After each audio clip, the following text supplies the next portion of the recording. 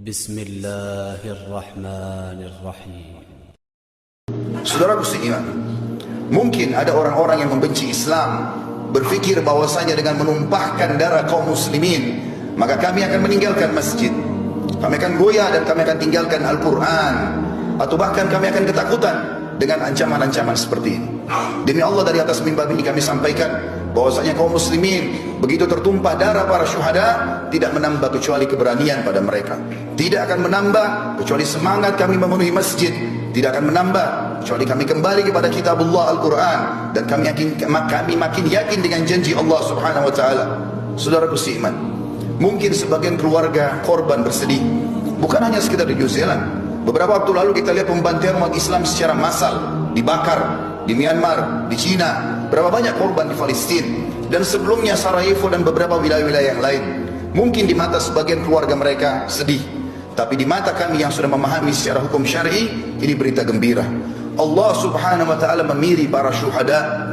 Selalu dalam sejarah, kata para ulama, peperangan jihad yang benar sesuai dengan Al-Quran dan Sunnah, dari zaman Nabi alaihissalatu wassalam, perang Badar, perang Uhud, Fathi Makkah, Hunain, dan peperangan-peperangan yang lain, termasuk akhirnya adalah Tabuk sebelum meninggal Nabi alaihissalatu wassalam.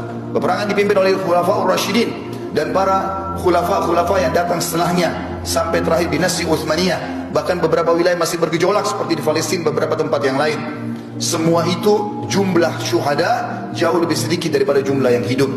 Karena kata ulama, karena memang Allah memilih siapa yang paling ikhlas, siapa yang paling layak mendapatkan mati syahid itu, maka Allah subhanahu wa ta'ala memilih mereka. Seakan-akan pedang, tombak, anak panah dan peluru memilih siapa yang akan mendapatkan syahadah itu. Di perang Uhud, di perang Badar hanya 60 syuhada dari 314 orang. Di perang Uhud hanya 70 syuhada dari 700 orang, kurang lebih 10% saja. Dan seterusnya, semua peperangan dalam Islam umumnya syuhada lebih sedikit. Kata para ulama, siapapun yang masuk di kancah jihad, kemudian memang betul-betul dia niat untuk berperang, maka pastikan dia tidak akan mati kecuali memang dia menginginkan syahadah itu. Meninggalnya Abdullah bin Haram, Amr bin Jamuh, Mus'ab bin Umair, Hamzah bin Abdul Muttalib, dan beberapa sahabat Nabi ridwanullah alaihim di perang Uhud, karena mereka sudah bertekad dari malam harinya, berdoa sepanjang malam tidak tidur, berharap agar esok harinya mereka mati syahid. Orang-orang yang tidak meminta itu, maka tidak akan diberikan oleh Allah subhanahu wa ta'ala. Jadi dari satu sisi mungkin ada keluarga mereka yang merasa bersedih, tapi sisi yang lain kami cemburu melihat mereka karena telah mendapatkan syahadah.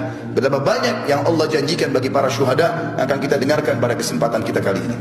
Namun sebelumnya teman-teman sekalian, kita akan membaca firman Allah subhanahu wa ta'ala yang kekal ditilawahkan oleh orang beriman sampai hari kiamat dalam surah Al-Imran ayat 133, dimulai dari situ sampai ayat 150. A'udzubillahi minasyaitonir rajim.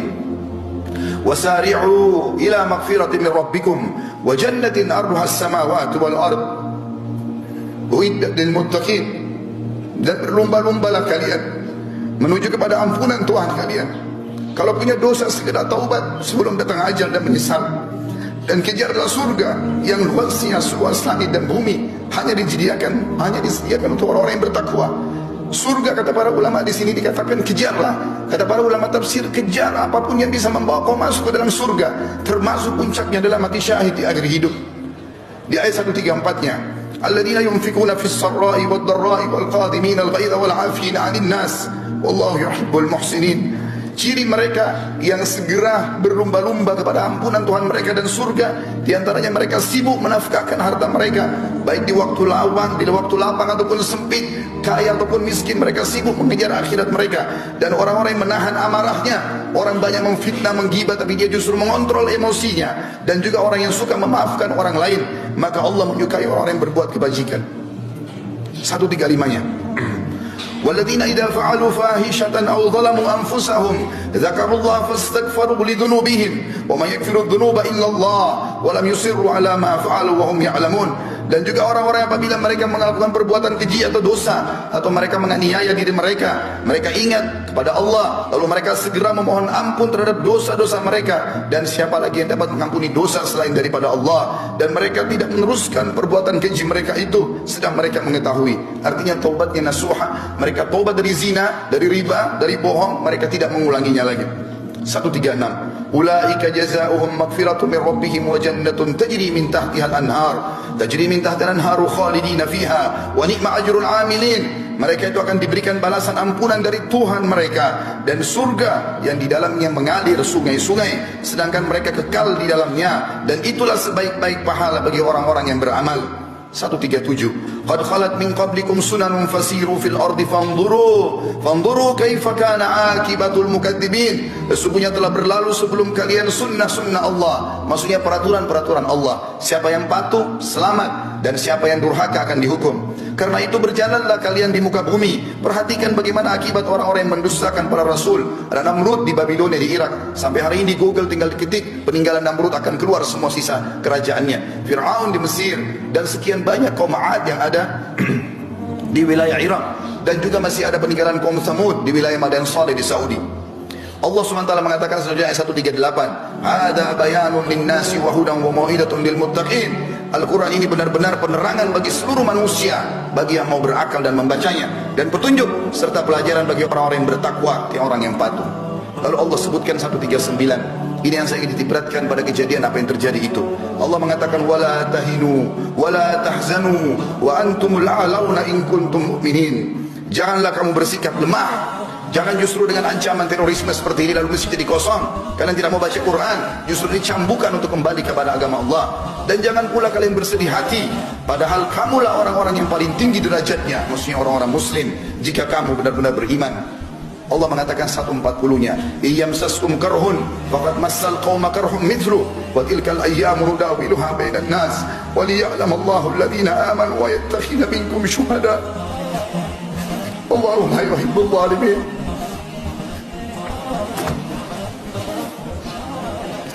Yang tidak seandainya di perang Uhud, ayat ini turun pada perang Uhud.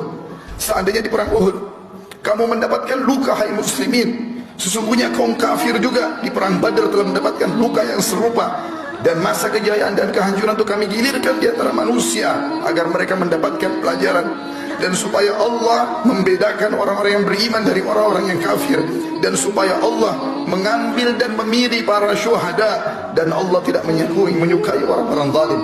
Kata ulama tafsir, khusus ayat 140 ini berarti orang-orang yang mati syahid Allah pilih secara khusus karena ikhlas niat mereka. 141-nya waliyumahhisallahu alladhina amanu wa yamhaqal kafirin, dan agar Allah membersihkan orang-orang yang beriman dari dosa mereka. Semua kejadian yang menimpa orang muslim apapun sifatnya akan jadi pembersihan dosa mereka, dan Allah akan membinasakan orang-orang kafir. 142 Am hasibtum an tadkhulul jannata wa lamma ya'lamillahu alladhina jahadu minkum wa ya'lamus sabirin. Apakah kalian mengira kalian akan bisa masuk surga padahal belum nyata bagi Allah orang-orang yang berjihad di antara kalian, dan belum nyata orang-orang yang sabar. Artinya Allah akan menguji siapa yang paling ikhlas, yang siap untuk membela agama Allah, maka Allah akan pilih mereka. 143-nya walaqad tamannawna walaqad kuntum tamannawna al-mauta min qabli an talqaw faqad ra'aytumuhu wa antum tanzurun. Sesungguhnya kalian mengharap mati syahid sebelum kalian menghadapinya, sekarang sungguh kalian telah melihatnya dan kalian menyaksikannya. Kata para ulama tafsir, pada saat Nabi SAW dan para sahabat pulang dari perang Badar, maka seluruh orang-orang yang selamat dari Badar bercerita bagaimana malaikat hadir di perang Badar, bagaimana para syuhada tersenyum, bau badan mereka mengeluarkan bau yang sangat wangi pada saat mereka meninggal. Maka sahabat-sahabat yang di Madinah penasaran, dan pada saat terjadi perang Uhud, perang Badar tahun 2 Hijriah, perang Uhud tahun 3 Hijriah, mereka semangat sambil mengatakan, "Ya Rasulullah, kami pun ingin mati syahid." Pada saat terjadi perang Uhud, Allah Subhanahu wa taala menguji mereka. Di awal peperangan mereka menang, di tengah-tengahnya mereka dikalahkan. Walaupun setelahnya di perang Hamrat Asad mereka memenangkan peperangan dengan izin Allah Subhanahu wa taala. Pada saat itu banyak kesempatan untuk mati syahid. Orang-orang kafir tinggal menusuk orang-orang muslim, bahkan memutilasi mereka. Allah mengatakan, "Bukankah dulu kalian mengharapkan mati syahid? Sekarang depan mata. Kenapa kalian tidak buktikan itu?" Lalu Allah mengingatkan 144-nya, tidak ada keraguan bagi seorang muslim apa yang dijanjikan oleh Allah dan Rasulnya. "Wa ma Muhammadun illa rasulun qad khalat min qablihi rusul afa in mata aw qutila qalabtum ala aqabikum wa may yanqalib ala aqibihi falan yadurrallaha syai'a wa sayajzillahu syakirin." Muhammad itu tidak lain hanyalah seorang utusan Allah. Sungguh telah berlalu sebelumnya beberapa orang utusan. Apakah jika dia wafat dan dibunuh kamu murtad dan kembali ke agama lain? Ataukah ke belakang murtad dari agama Islam? Barang siapa yang berbalik ke belakang murtad, maka ia tidak dapat mendatangkan mudarat kepada Allah sedikit pun, dan Allah akan memberi balasan kepada orang-orang yang bersyukur. Artinya pada saat itu ada berita yang disebarkan oleh Ibnu Khami'ah, seorang kafir, naudzubillah, yang telah membunuh Mus'ab bin Umair radhiyallahu anhu. Dia menyebarkan isu kalau dia membunuh Nabi alaihi salatu wassalam. Para sahabat sempat drop pada saat itu, termasuk Umar bin Khattab pun duduk di tanah meletakkan pedangnya. Nanti setelah lewat seorang sahabat yang mulia, Anas bin Nadhr radhiyallahu anhu, yang kemudian dengan kencang dia memicu kudanya menuju ke pasukan kafir sendirian. Maka Umar mengatakan, wahai Anas, kau akan